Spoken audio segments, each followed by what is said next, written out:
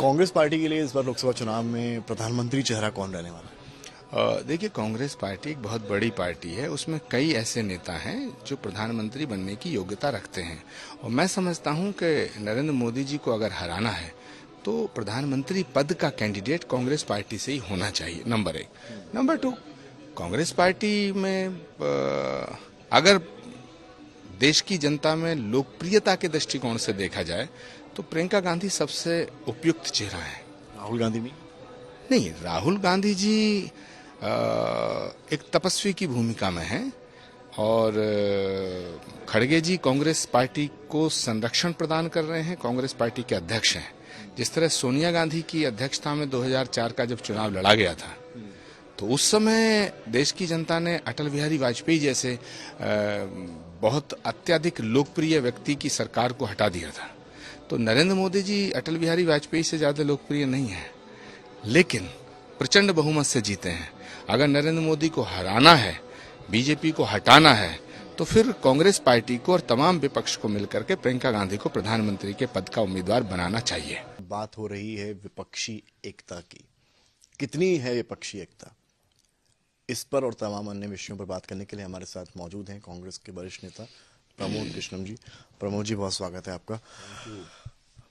बात विपक्षी एकता की होना जरूरी इसलिए है क्योंकि लोकसभा चुनाव बेहद करीब आ गया है और जब लोकसभा चुनाव बेहद करीब आ गया है ऐसे में ममता बनर्जी का एक बयान आता है और वो कहती हैं कि अगर राहुल विपक्ष के मुख्य चेहरे रहे तो प्रधानमंत्री मोदी को हराना नामुमकिन है।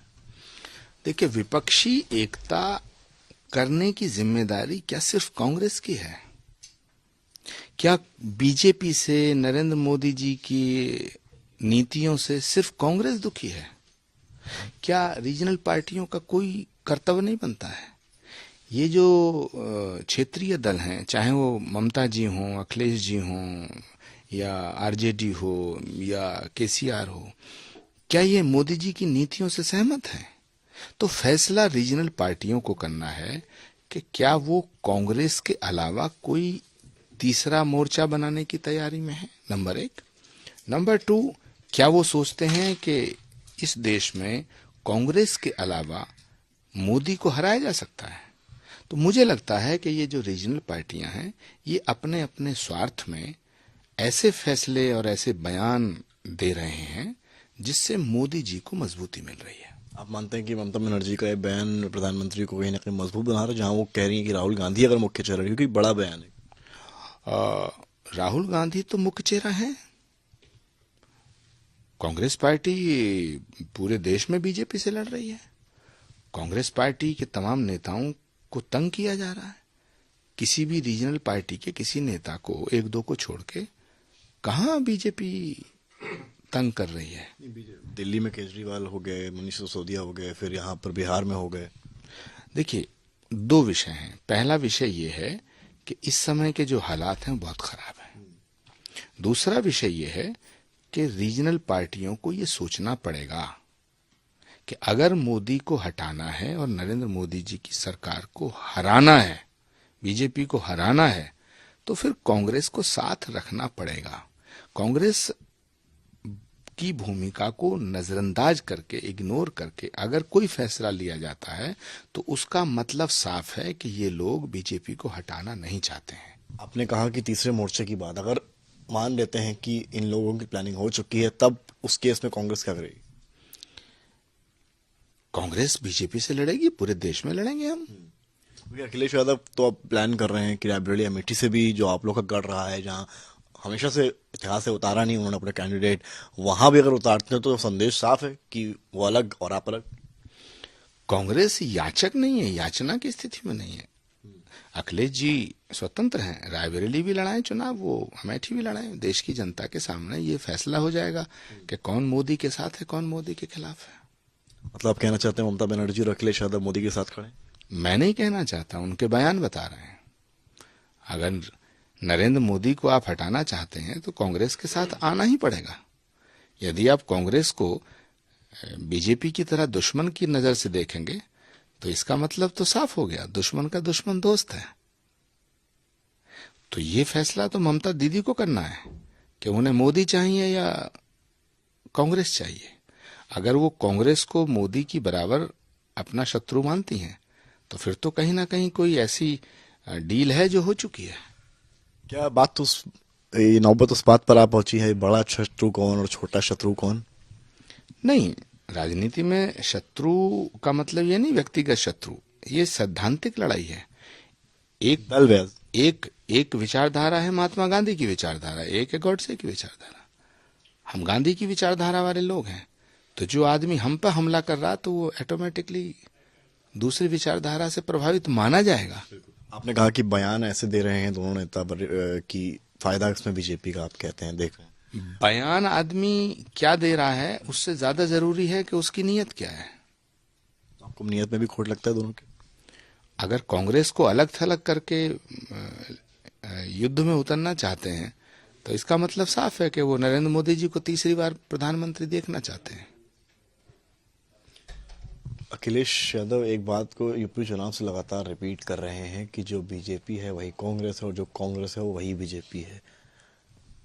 और देखिए, अखिलेश जी अगर ये कह रहे हैं तो मैं इस बात से सहमत नहीं हूं, लेकिन मैं ये नहीं कह रहा कि जो अखिलेश जी हैं वो बीजेपी है, पर मैं ये कह रहा हूं कि अखिलेश जी और ममता दीदी और केसीआर का जो गठबंधन तैयार हो रहा है, अगर ये गठबंधन अलग लड़ता है और कांग्रेस अलग लड़ती है तो नरेंद्र मोदी जी का तीसरी बार प्रधानमंत्री बनना सुनिश्चित है।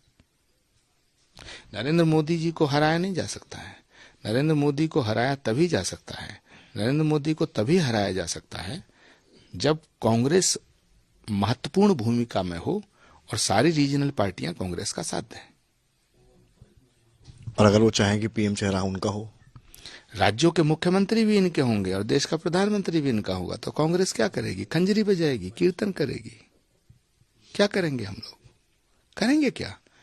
कांग्रेस पार्टी वो पार्टी है जिसने हमेशा बीजेपी से लड़ाई में, बीजेपी के साथ लड़ाई में रीजनल पार्टीज का साथ दिया है, लेकिन जब रीजनल पार्टी ताकत में आ जाती हैं, सत्ता में आ जाती हैं, तो अपना पहला टारगेट उनका बीजेपी नहीं होती है, कांग्रेस होती है। ऐसा क्यों? ये तो उनसे पूछिए। अब ममता जी से पूछिए कि भाई कांग्रेस ने आपका कौन सा ऐसा आपके साथ गलत व्यवहार किया है। आपने सभी को निमंत्रण दिया था भारत जोड़ो यात्रा में, अखिलेश हो गए, मायावती हो गए, पर किसी ने कोई शामिल नहीं हुआ। मैं तो आपका इतना बड़ा चैनल है, आपके माध्यम से कहता हूं, हाथ जोड़ के निवेदन करना चाहता हूं, बाहें फैलाता हूं कि नरेंद्र मोदी जी की सरकार को हटाना है तो कांग्रेस के साथ आओ। अब ये फैसला उनका है कि मोदी जी को अगर तीसरी बार प्रधानमंत्री बनाने का कोई संकल्प चोरी चोरी ले लिया है, वो भी बता दें। बड़ा आरोप है। नहीं, मेरा आरोप नहीं है, मैं तो तथ्यों पे बात करता हूं। कांग्रेस के अलावा बीजेपी को कोई नहीं रोक सकता।